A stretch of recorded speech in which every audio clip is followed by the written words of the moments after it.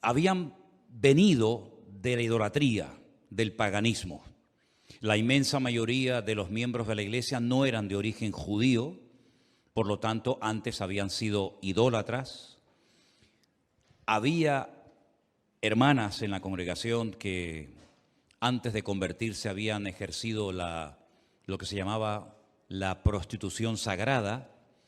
De ahí que Pablo a esa iglesia le diga a las mujeres que se pongan un velo, que se cubran la cabeza, porque la señal de que una mujer en Corinto, en algunos templos estaba o había practicado la prostitución, es que se rapaban el pelo. Entonces, cuando estas mujeres se convertían al Señor, pues lógicamente, simplemente mirándolas, todo el mundo podía saber cuál había sido su pasado, y para no avergonzarlas y para que nadie le tuviera por qué recordar lo que estas mujeres habían practicado, Pablo le dice solamente a la iglesia de Corinto, no se lo dice a todas las mujeres de todas las iglesias de la época, sino solamente a esa iglesia, por lo que les estoy contando, que hasta que les crezca el cabello, hasta que tengan el pelo, pues se cubran, se pongan un velo, y así de esa manera pues nadie se tiene por qué estar fijando ni recordándole a nadie su pasado. Dice, pero una vez que le haya crecido el cabello, el pelo, pues la Biblia dice que en lugar de velo a la mujer se le dio el pelo. Por lo tanto, ya no tenía necesidad de cubrirse. Todo lo que salga de ese contexto, pues no tiene ningún sentido, ¿no? Y menos hoy en día. Pero aparte de este tema, había muchos problemas en la iglesia local de Corinto. La Santa Cena, lo que se conoce en aquel tiempo como una especie de ágape, una especie de fiesta, de celebración, pues también había problemas porque no era como nosotros hoy en día, que le repartimos a cada uno su copita y su trozo de pan, sino que se hacían unos banquetes, se hacían unas fiestas, unas celebraciones tremendas en las iglesias, y había gente pudiente, gente con dinero, con recursos, que llevaba mucha comida, mucha bebida a los lugares donde se reunían, y otros hermanos menos pudientes pues no llevaban prácticamente casi nada. Incluso llegaron en algunas ocasiones algunas personas, miembros de la iglesia de Corinto, a embriagarse, a emborracharse dentro de los cultos, dentro de la iglesia, y otros tantos problemas. Seguramente Pablo le escribió a la iglesia de Corinto más de una carta. Nosotros solamente tenemos dos en el Nuevo Testamento. La conocemos como Primera de Corintios y Segunda de Corintios. Pero él hace referencia a otras cartas que no las tenemos en el Nuevo Testamento. Pero las dos cartas que tenemos nos van a dar mucha información sobre el estado espiritual de dicha congregación. Quiero invitarles, por favor, si han traído su Biblia en esta tarde, que vayan abriendo en Primera de Corintios el capítulo 3. Por favor, Primera de Corintios capítulo 3. Vamos a analizar algunas características de esta iglesia, y mientras estoy exponiendo el tema de esta tarde, que lo hemos titulado Cristianos Carnales, usted pregúntese a sí mismo si usted cumple con estas características o no. Espero que no. Voy a comenzar a leer a partir del versículo 1. Primera de Corintios capítulo 3, a partir del versículo 1 en adelante. La palabra del Señor dice así: de manera que yo, hermanos, no pude hablaros como a espirituales, sino como a carnales, como a niños en Cristo. Os di a beber leche y no vianda, porque aún no erais capaces, ni sois capaces todavía. Porque aún sois carnales, pues habiendo entre vosotros celos, contiendas y disensiones, ¿no sois carnales y andáis como hombres? Porque diciendo el uno, yo ciertamente soy de Pablo, y el otro, yo soy de Apolos, ¿no sois carnales? ¿Qué pues es Pablo y qué es Apolos? Servidores por medio de los cuales habéis creído, Y eso según lo que a cada uno concedió el Señor. Versículo 6. Yo planté, Apolos regó, pero el crecimiento lo ha dado Dios. Así que ni el que planta es algo, ni el que riega, sino Dios que da el crecimiento. Y el que planta y el que riega son una misma cosa, aunque cada uno recibirá su recompensa conforme a su labor. Porque nosotros somos colaboradores de Dios y vosotros sois labranza de Dios, edificio de Dios. Conforme a la gracia de Dios que me ha sido dada, yo como perito arquitecto puse el fundamento y otro edifica encima, pero cada uno mire cómo sobreedifica, porque nadie puede poner otro fundamento que el que está puesto, el cual es Jesucristo. ¿Cuántos dicen amén? Gloria a Dios. Pablo, lógicamente, cuando le escribe esta carta a la iglesia, no está en la iglesia. Si no, no tendría ningún sentido escribirle una carta a una iglesia estando él presente. Pablo ya está en otra población. Pablo tenía la costumbre de establecer iglesias, nombrar pastores y ir recorriendo diferentes zonas, diferentes lugares, pues para seguir estableciendo iglesias y extendiendo la palabra del Señor. Le llega un informe a Pablo procedente de una familia donde le informan, donde le dicen que en la iglesia de Corinto han surgido una serie de divisiones internas, que la iglesia no anda bien, hablando claramente. Entonces Pablo les escribe una carta que podría ser la segunda que les escribe y la segunda sería la tercera, ¿verdad? Y una de las cosas que el apóstol Pablo destaca en este mensaje del capítulo 3 es que él está hablando a creyentes. En el versículo 1, cuando dice, de manera que yo, hermanos, esa expresión, esa palabra hermanos, Pablo la utiliza única y exclusivamente para hablarle a creyentes. No es una palabra que Pablo utiliza para dirigirse a todo el mundo. No, cuando él habla de hermanos, habla de gente convertida. Habla de miembros de la iglesia de Corinto. No habla a la gente de la calle que no conocen el evangelio ni han tenido un encuentro personal con Cristo.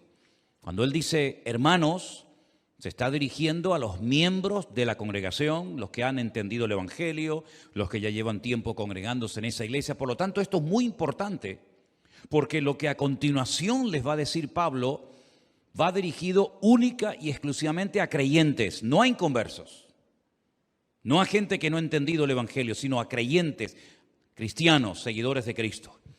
Y a esos hermanos de esa iglesia les dice, yo no pude hablaros como a espirituales, sino como a carnales, como a niños en Cristo. Si os dais cuenta, Pablo habla de dos tipos de creyentes. Creyentes que los llama él espirituales y creyentes que los llama, como dice aquí, carnales. Y también utiliza la palabra o la expresión niños en Cristo.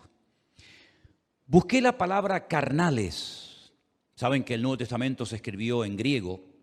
Y la palabra que utiliza Pablo cuando habla de carnales es esta que veis ahí en la pantalla. Sarquicos. Y la traducción literal de esa palabra sería mundanos. Mundanos. Es decir, no se estaban comportando los hermanos, los cristianos, los creyentes de la iglesia de Corinto como creyentes, sino como auténticos mundanos, carnales, dice aquí esta versión Reina Valera. En otras palabras, el mundo todavía domina vuestro comportamiento, el mundo todavía domina vuestra forma de hablar, vuestra forma de comportaros, etcétera, etcétera.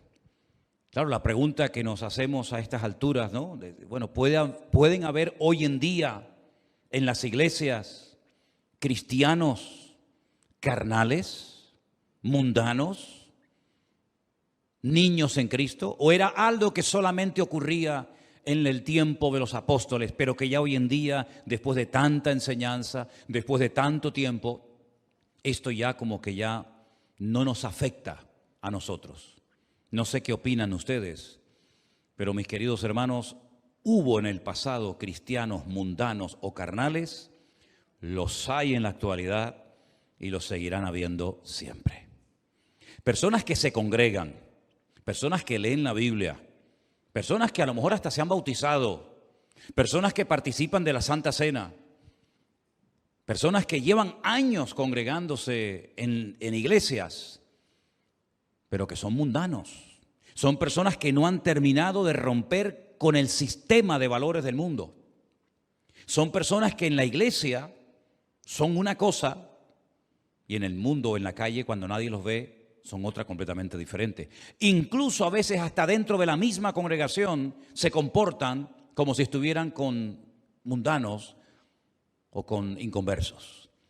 Y Pablo dice que a ese tipo de creyentes no cuestiona su conversión, lo que sí está cuestionando es su madurez, su estabilidad, su firmeza en el Señor, su santidad. Dice que no, a ese tipo de personas no se le puede hablar en términos espirituales. Fijaros cómo una persona por su falta de madurez o de desarrollo en el Señor puede verse limitado a la hora de recibir enseñanza profunda en el Señor.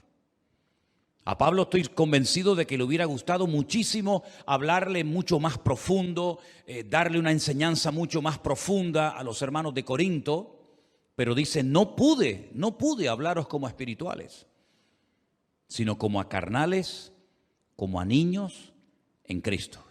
En esta misma epístola, pero más adelante en el capítulo 13, el apóstol Pablo dice, cuando yo era niño, hablaba como niño.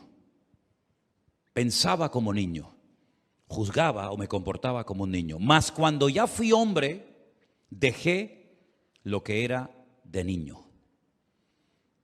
Son las distintas etapas de la vida.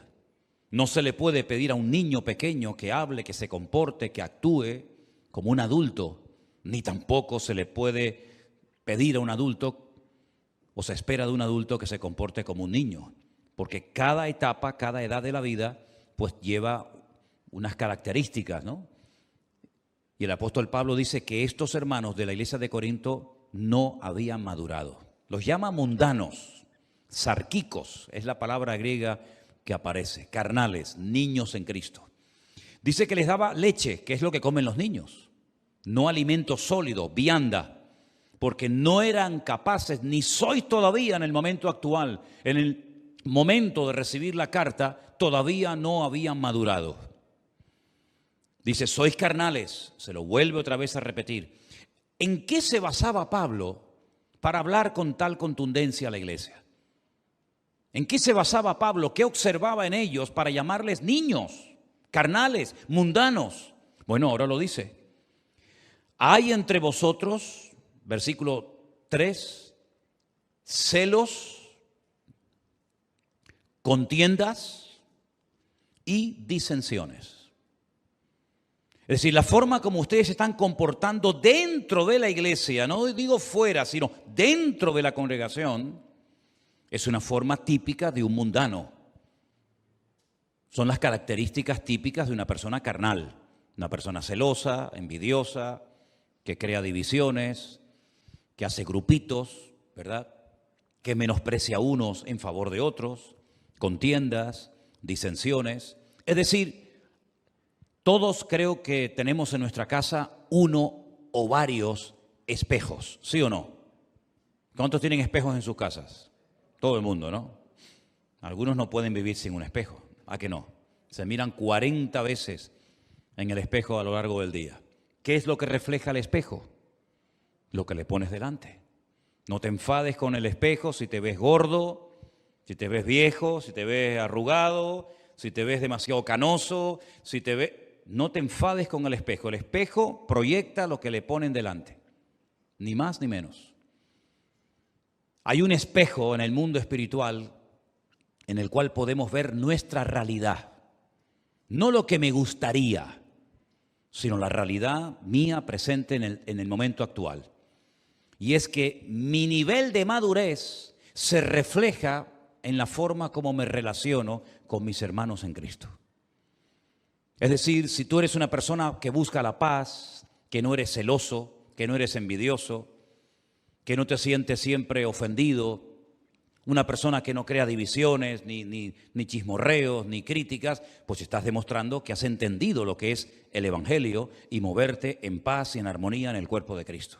Si por el contrario reaccionas como estos hermanos de Corinto, de una forma carnal, mundana, hablando mal, pensando mal, criticando, juzgando, cuestionando, etcétera, entonces es el espejo en el que te puedes ver a ti mismo y te puedes ver reflejado y demostrarte a ti mismo de que tal vez lleves mucho tiempo en la iglesia, tal vez lleves mucho tiempo leyendo la Biblia y sepas mucho de la Biblia, pero como persona, como creyente, tú no has madurado, no has crecido, no te has desarrollado, te has quedado estancado en ese nivel de niño y te comportas como un niño.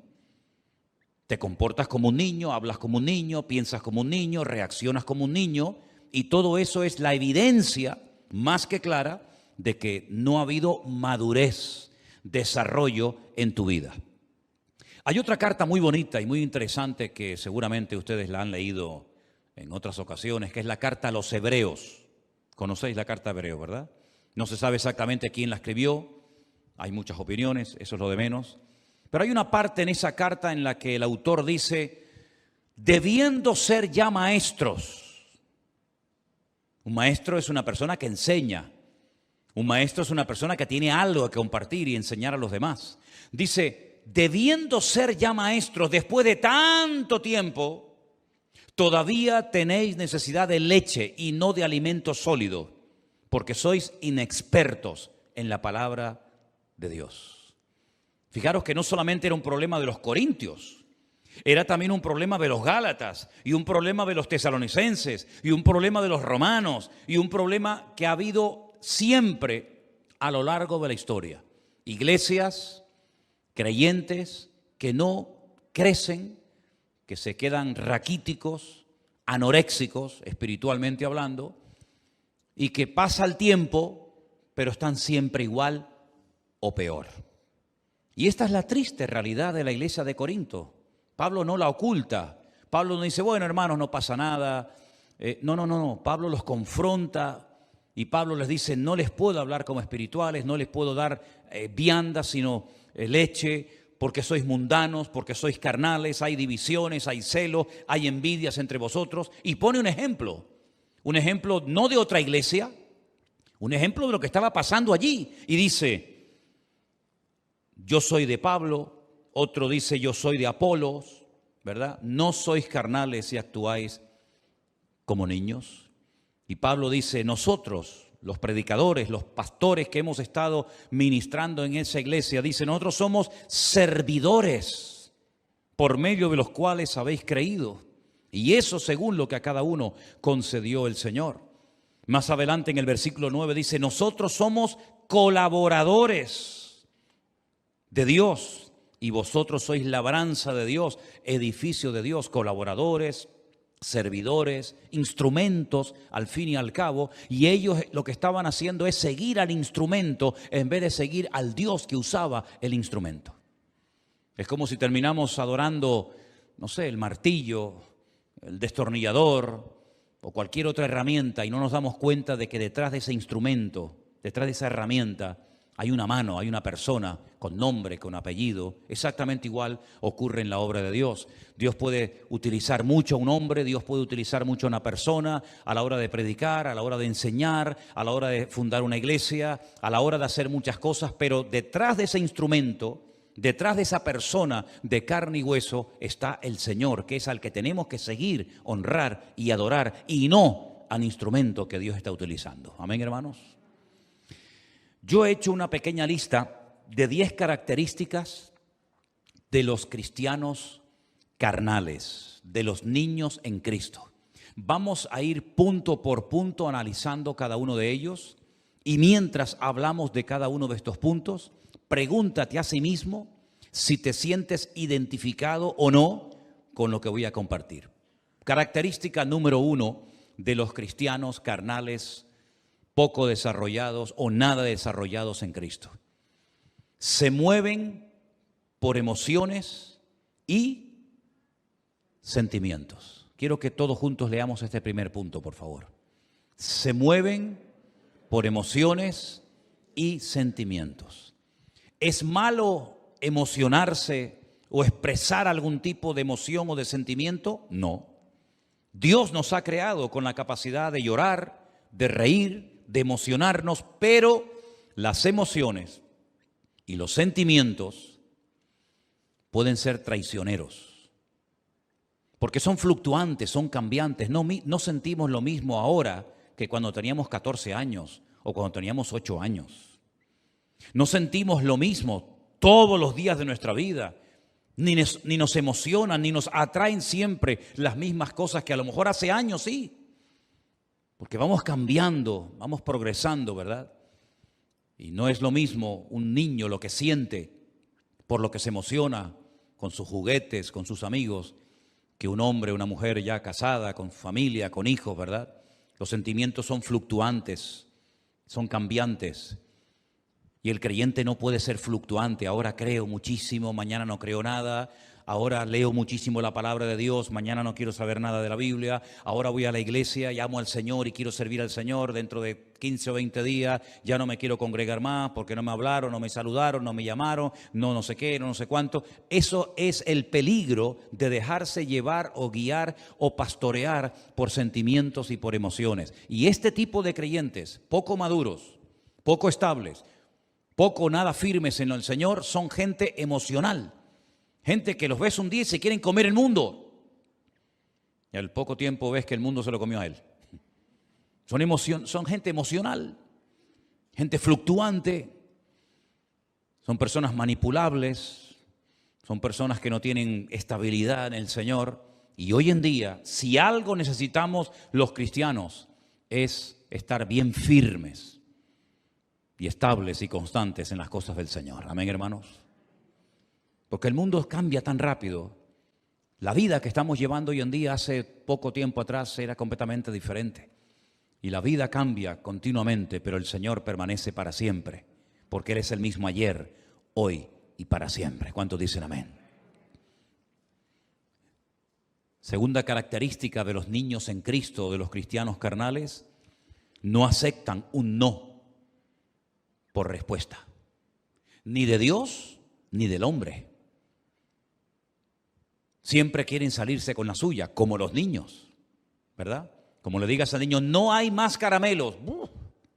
Tercera Guerra Mundial. Se te tira al suelo. Bueno, los nuestros no, porque son santos, ¿no? Pero a veces vemos por ahí cada escena que yo digo, madre mía, increíble. Y al final la madre cede y le dice, bueno, toma, para que se calle. Ya ganó el mocoso. Cuando tenga unos cuantos años más, te va a pasar factura el no haberte sabido posicionar y mantener el no. No dice la Biblia, sea vuestro no, no, y vuestro sí, sí, pues por algo lo dirá la Biblia, ¿verdad? No aceptan un no por respuesta, siempre se quieren salir con la suya. Dicen, no, eso no se puede hacer, hermano. Ya se enfadan, ya se ponen con la cara larga, ya les cambia el semblante, como a Caín, ¿se acuerdan? Dice que a Caín le cambió el semblante porque no aceptan un no, ni de parte del pastor, ni de parte del padre, ni de parte de la madre, ni de parte de Dios, ni de parte de nadie. Porque son caprichosos, consentidos. ¿Y qué dice el libro de Proverbios? Que el niño consentido avergonzará a su padre y a su madre. Y el cristiano carnal es una persona que siempre se quiere salir con la suya. Yo quiero esto, yo quiero esto, yo quiero esto, y si no me lo dan, pues me voy a otra iglesia donde sí me lo van a dar. Nada más entrar sin conocerme de nada. Tremendo, ¿no? Tercera característica, hacen las cosas para ser vistos, generalmente. No pueden pasar desapercibidos, no saben estar quietos, no saben estar ahí sentaditos. Siempre tienen que salir en todas las fotografías. El yo siempre está por delante. Yo no sé qué, yo no sé cuánto, el yo y el yo. ¿Y qué dijo el apóstol Pablo hablando del ego o del yo? Ya no vivo yo, mas vive Cristo en mí. El niño siempre quiere controlar la conversación, donde están los abuelos, donde está la tía, donde están los hermanos. El niño siempre quiere llamar la atención. Y el niño en Cristo exactamente igual. Cuarto lugar, El niño en Cristo, la persona inmadura en Dios, se ofende fácilmente. ¿Saben por qué? Porque espera recibir de la gente algo y cuando no lo recibe se ofende. ¿Cuántas veces yo les he enseñado y les he dicho, hermano, escúcheme bien, si usted no se quiere sentir ofendido, nunca, no espere nada de nadie. Como usted espere algo, lo que sea, de alguien y no se lo da, no lo recibe, se va a sentir mal.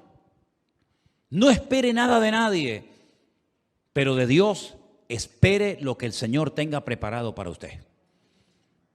Pero el niño en Cristo, la persona inmadura, se ofende cuando no cuentan con él, cuando no le hablan, cuando no sé qué, porque son personas que siempre intentan destacar por encima de los demás. No saben pasar desapercibidos y cuando se les dice que esperen o que oren o que busquen al Señor y que no se precipiten, que no actúen precipitadamente por impulsos, por emociones o sentimientos, se ofenden. Algo que también hemos leído en esta tarde, punto número 5, es que son celosos. Usted no es celoso, ¿verdad? ¿Usted es celoso? ¿Es celosa usted? Los cristianos no tenemos que ser celosos. Si Dios usa a este hermano más que a mí, yo me voy a gozar de que el Señor esté usando a mi hermano más que a mí. Y si el Señor bendice y prospera más a mi hermano que a mí, yo me voy a gozar con la bendición de mi hermano y no voy a tener celos ni envidia de él, sino más bien todo lo contrario. Pero son celosos porque tienen miedo a perder su posición, tienen miedo a perder su sitio.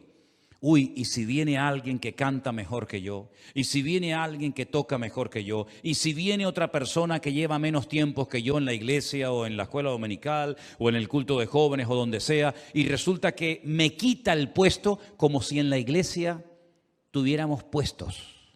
El único que tiene su puesto y su lugar garantizado es nuestro Dios. ¿Cuántos dicen amén? Porque algo muy importante que he aprendido en el reino de Dios, que no hay nadie imprescindible, pero el creyente inmaduro, el niño en Cristo, el mundano, el carnal, se siente imprescindible.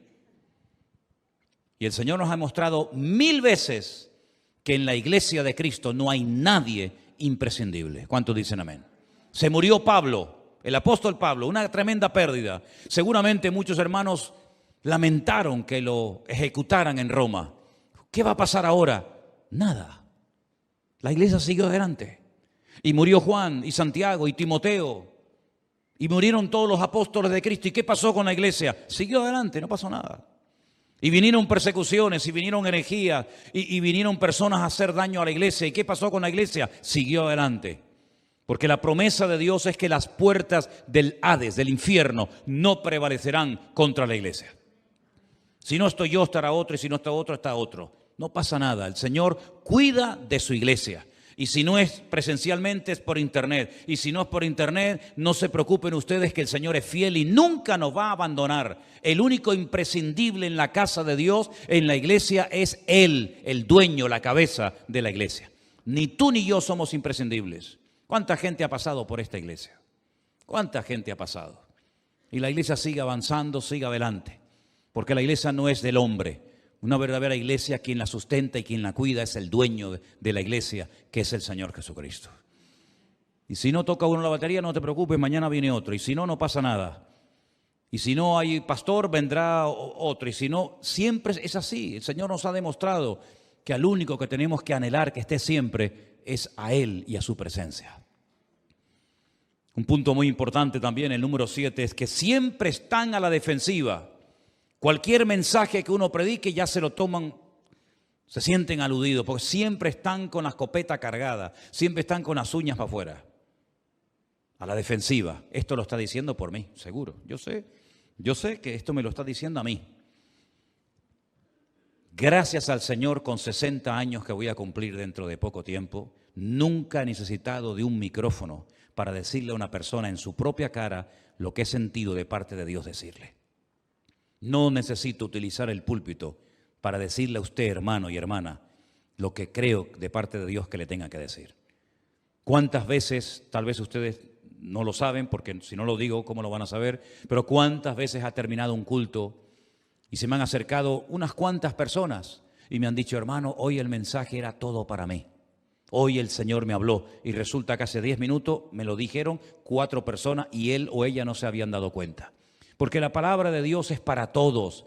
Y cuando un pastor, por lo menos yo no sé lo que hacen los demás ni me interesa, pero yo cuando predico para toda la congregación y que cada uno sea ministrado conforme a la necesidad de su corazón. Y si el Espíritu Santo te ha hablado y te ha sentido aludido, no te ofendas, dile gracias Señor, porque en esta iglesia cada vez que vengo, tú siempre me hablas. ¿Cuántos dicen amén? Yo particularmente, yo he sido muy pocos años miembro de iglesia porque desde muy joven estoy predicando. Casi de los 17, 18 años estoy predicando y pocas veces he sido miembro de una iglesia. Pero si yo tuviera que elegir una iglesia para mí, para mi familia, jamás me congregaría en una iglesia donde no me sienta aludido. Jamás me sentaría en una iglesia donde me sienta siempre cómodo. Predique de lo que predique el pastor, hable de lo que hable el pastor, el mensaje siempre me pasa por encima de la cabeza. Yo no me congregaría en una iglesia así, porque yo no vendría a una iglesia para que me pasen la mano. Yo no vengo a una iglesia para que me digan qué guapo y qué bonito que soy. Yo vengo a una iglesia para que mi Dios me confronte y me saque la basura que llevo dentro y pode las ramas secas y trate con mi vida y me cambie. Porque la iglesia es el taller de Dios. Es el lugar donde el Señor pone el dedo en la llaga y nos hace ver cosas que a lo mejor nunca en la vida fuimos conscientes de que ese pecado, esa actitud, esa mala costumbre, esa mala palabra, la llevo arrastrando toda mi vida y no me he dado cuenta hasta el día de ayer que el pastor predicó de ese tema. ¿Qué te parece? ¿A quién le ha pasado eso alguna vez? Venir a la iglesia y escuchar una palabra y decir, pero si este soy yo, el Señor me está hablando a mí. Eso me pasó a mí las primeras veces cuando yo me congregaba, recién convertido. Miraba a los lados, créame, literalmente lo digo, no exagero. Miraba a la derecha, miraba a la izquierda, miraba detrás. Pensaba que estaba yo solo en la iglesia porque todo lo que predicaba aquel hombre me sentía yo aludido y me estaba hablando a mí. Pero no era él, era el Señor a través de él que me estaba hablando a mi vida. ¿Cuántos dicen amén? Y esa es la señal de una iglesia donde está el Espíritu de Dios. Hermanos, no me digan a mí. Si el Señor Jesucristo, con todo mi respeto, voy a poner este ejemplo, entrara ahora mismo por el pasillo de esta congregación y subiera a este púlpito, lógicamente yo me sentaría, faltaría más. Y Él cogiera el micrófono en la mano, aunque yo creo que no le haría ninguna falta. Pero si el Señor Jesucristo se subiera en esta tarde a esta plataforma y nos mirara a cada uno de nosotros a la cara, ¿no tendría nada que decirnos? ¿Sí o no? Vamos, yo estoy ahí sentado y me mira así el Señor Jesucristo y yo, no quiero decir nada feo, pero vamos, tráigame tierra, porque solamente una mirada de Cristo se le dirigió a Pedro, no le dijo ni mu, y Pedro dice salió y lloró amargamente, ¿se acuerdan? Dice, se le quedó mirando y ya con la mirada te lo he dicho todo, como antaño, ya hoy en día eso no existe, los chicos no entienden, pero antiguamente cuando estabas en una casa, en una reunión, y el viejo te hacía así y te transmitía telepáticamente un mensaje, te estaba diciendo o te portas bien o cuando llegue a casa te voy a dar una paliza que te vas a acordar toda tu vida. Todo eso te lo decía con la mirada, ¿sí o no? Hoy en día le mira, le remira, nada, eso no sirve nada. Está en otra frecuencia. Pero en aquella época una mirada del viejo te ponía firme, amigo. Imagínese si el Señor subiera esta tarde a esta plataforma y se te queda mirando sin decirte nada, te lo está diciendo todo, querido. ¿Sí o no? Pues eso tiene que ser una iglesia. No como aquellos que decían nos hemos enriquecido, no tenemos necesidad de nada. Y dice el Señor, he aquí yo estoy a la puerta y llamo, si alguno oye mi voz y abre la puerta, entraré a él, cenaré con él y él conmigo.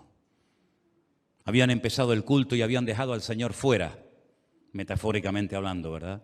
Habían empezado la reunión, el culto, la alabanza, la predicación y la presencia del Señor no estaba. ¿Cómo puedo yo saber si en una congregación está o no está la presencia de mi Señor? Porque yo me siento aludido, como si el Señor literalmente me estuviera mirando a la cara, me sentiría tremendamente aludido. Pues en una iglesia cuando se pone la palabra de Dios, la palabra siempre hablará y tocará nuestros corazones. ¿Cuántos dicen amén? Qué maravilla. Yo lamentablemente, digo lamentablemente porque ya me gustaría a mí poder estar ahí sentado y que me predicara otro y que me enseñara la palabra, pero llevo 40 años prácticamente sin que nadie me predique. Pero qué maravilla tiene que ser venir a la iglesia después de un día de trabajo, cansado o en fin, en las circunstancias que sea, y sentarte ahí y decir, ¡wow, qué maravilla! Sí, se sube a la plataforma, ora, el Señor lo usa, me habla el Señor con su palabra. Eso es una maravilla, ¿sí o no? A mí, para que me hable el Señor, tengo yo que orar, tengo que estudiar, tengo que leer la Biblia. Ustedes vienen a la iglesia sin Biblia, pantalón corto, pantalón largo, con camisa larga, camisa corta, como sea, me siento ahí y Dios me habla. Eso es una bendición tremenda. ¿Lo valoran ustedes, sí o no? Es un privilegio maravilloso. No están dispuestos a cambiar. Uy, este punto para escribirlo lo pensé 30 veces. Porque algunos de ustedes dirán, pero hermano, ¿usted cree sinceramente que hay hoy en día gente en las iglesias que no quieren cambiar? ¿Me dejan que les diga un secreto ahora que no nos ve ni nos escucha nadie? Así de gente. Así de gente. Hay mucha gente en las iglesias que no quieren cambiar. No sé a lo que vienen, pero a cambiar no. No quieren cambiar. ¿Y saben lo que me costó años aprender? Lo aprendí, Pero ¿saben lo que me costó años tener que decir? Señor, es verdad, tienes razón, que hay gente que no quieren cambiar, aunque se congreguen en esta o en cualquier otra congregación. Hay gente que no quieren cambiar. Te dicen, yo he sido así toda mi vida, hermano. En mi familia éramos así. Y es como un estigma, ¿no? Es como decir, yo soy así y no puedo comportarme de otra manera. ¿Se acuerdan ustedes cuando un día unos discípulos del Señor Jesucristo se le acercaron al maestro y le dijeron, Señor, tenemos que contarte una cosa, como si él no lo supiera? Hemos visto por ahí a uno que echa fuera demonios en tu nombre, pero no es de los nuestros, no es de nuestro grupo de discípulos. Van por ahí echando fuera demonios en tu nombre. ¿Quieres que oremos para que caiga fuego del cielo y los destruya? ¿Pero qué estás diciendo? ¿Estás loco? Y el Señor dijo, hijos del trueno, ¿qué estáis diciendo? ¿Sabes quién dijo ese comentario? ¿Sabes quién le hizo ese comentario, ese chisme al Señor? Uno de ellos era Juan. Sí, Juan, ese que dice, amaos los unos a los otros, porque el que no ama no ha conocido a Dios. Ese que está todo el día hablando del amor en sus cartas, ese un día le dijo al Señor, si quieres oro para que caiga fuego del cielo y los queme a todos. Qué cambio, de llamarlos hijos del trueno a ser el discípulo amado, el más cerca del corazón y la vida del Señor. Un cambio completamente radical en su vida. Pedro, aquel que dijo, yo no le conozco, no sigas insistiendo, yo no sé quién es ese hombre, yo no quiero saber nada de ese hombre. Al final terminó diciendo, Señor, te amo, Señor, te amo, Señor, te amo, tú lo sabes todo, Señor, y terminó dando su vida como mártir por Cristo. Todos hemos tenido malas experiencias, todos hemos tenido malas etapas, todos hemos sido dominados por la carne, por el orgullo, por la soberbia, por tantas cosas de la vida. Y el que no lo quiera admitir se engaña a sí mismo. Pero gloria al Señor que en Cristo hay posibilidad de cambio. Que nuestro carácter puede ser domado y presentado a los pies de Cristo y no ser un esclavo de ese apellido que siempre ha sido así los hombres en mi casa, en mi familia, y no ser dominado por las pasiones y no ser dominado por mi carácter, sino ser dominado y controlado por el Espíritu Santo de Dios, que es mansedumbre, fe, templanza, amor, paciencia. Contra tales cosas no hay ningún tipo de ley. ¿Qué ley le vas a poner al amor? No se amen tanto. Prohibido amarse tanto. Prohibido tener mucha paciencia. No se le puede poner fronteras al campo. No se le puede poner fronteras, ¿verdad?, al viento ni al fruto del Espíritu de Dios. ¿Por qué? Porque la Biblia nos enseña que el que quiere cambiar puede cambiar en el nombre del Señor. No es fácil, lleva tiempo, pero si queremos cambiar, Dios tratará con nuestra vida y nos cambiará. Pero los carnales, los que se acostumbran a ser cristianos mundanos, dominados por el mundo, por las pasiones del mundo, por las modas del mundo, por el estilo de vida del mundo, pues no quieren cambiar, porque si quisieran cambiar ya habrían cambiado.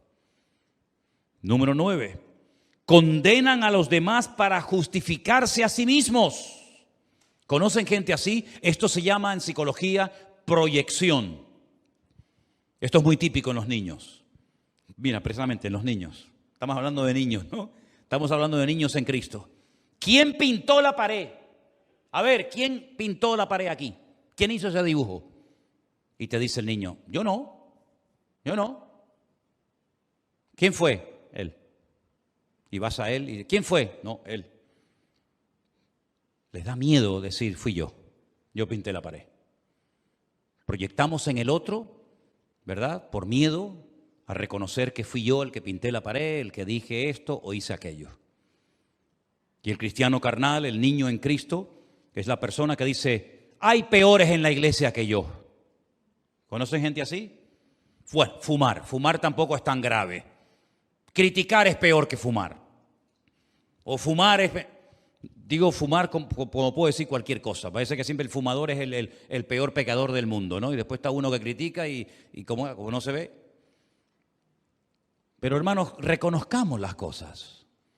Que no nos cueste reconocer, decir, sí, mira, yo lo hice. Sí, perdona, fui yo, ¿qué quiere? Tengo este problema, estoy en un proceso de restauración del Señor, porque ¿quién en esta tarde no admite que estamos en proceso de restauración por el Señor? ¿No dice la Biblia en el libro de los Hechos que antes de que Él venga restaurará todas las cosas? Todos estamos en un